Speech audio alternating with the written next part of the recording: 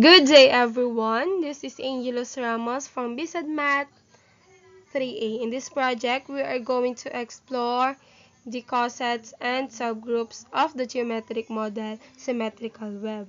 Or, in short, we're going to investigate the left and right cosets of the different subgroups, normal subgroups, and cosets group isomorphic to Zn and other group structures.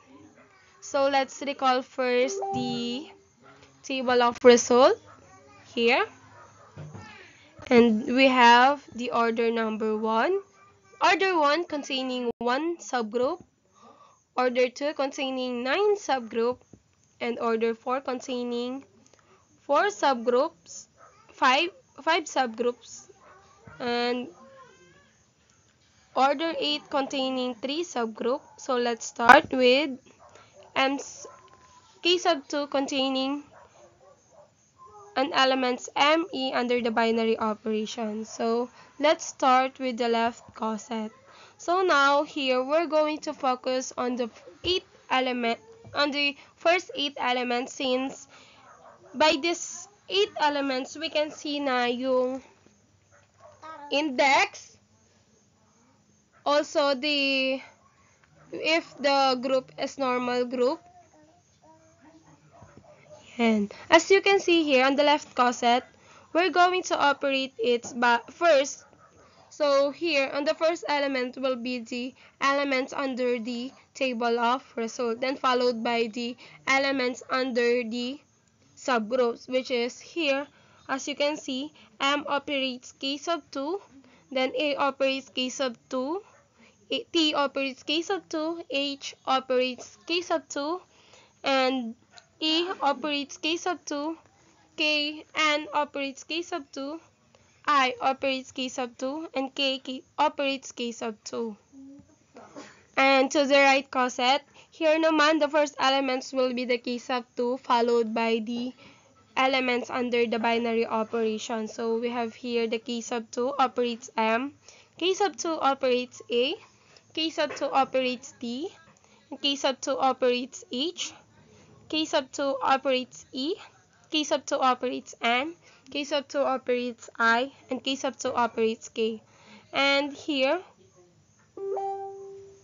the index here is 16. Therefore, we can conclude that this is a normal subgroup, since, as you can see, the left and right cosets are equal. Therefore, the index here is 16, since it is the number of the right coset, and also the coset group is isomorphic to dihedral 8. Now let us proceed to K sub 3, which is the M and 1 under the binary operation. So as you can see to the resulting elements, this is not a normal subgroup. As you can see here on the first 8, this is the left and right cosets are not equal. Therefore, so therefore it is not a normal subgroup. So the index here is 8, since it is the number of the right cosets, and the order of the element is 2. Now we have the K sub 3, a K sub 4 rather. So let us focus now on the normal subgroup. You're going to look na lang dun sa mga element na nakalagay dito. So this is not a normal subgroup, since the left and right cosets are not equal. So as you can see, some of the elements here are not the same, or they are not equal. So therefore it's not a group. So the index here is 8, and the order of the element is 2. The same with K sub 5, not a normal subgroup, with an index of 8.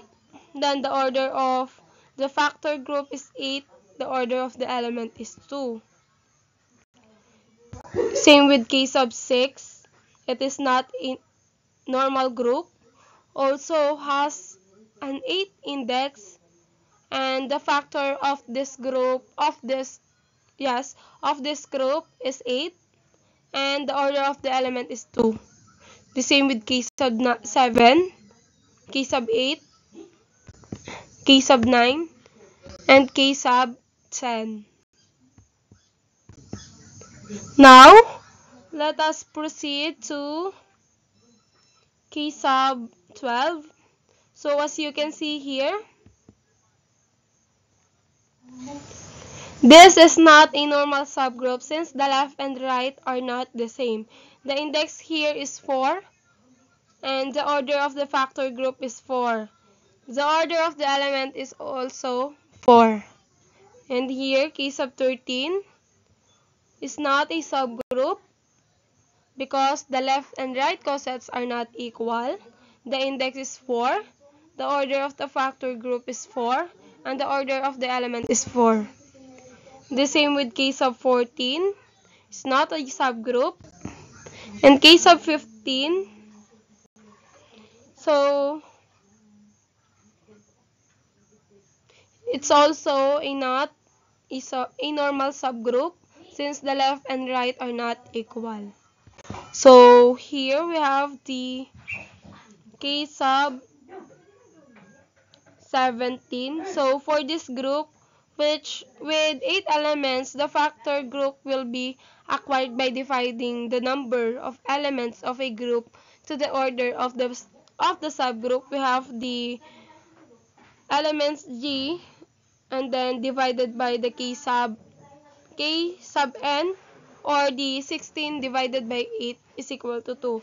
Therefore, for the number of elements of our factor group is 2. Yeah. As you can see,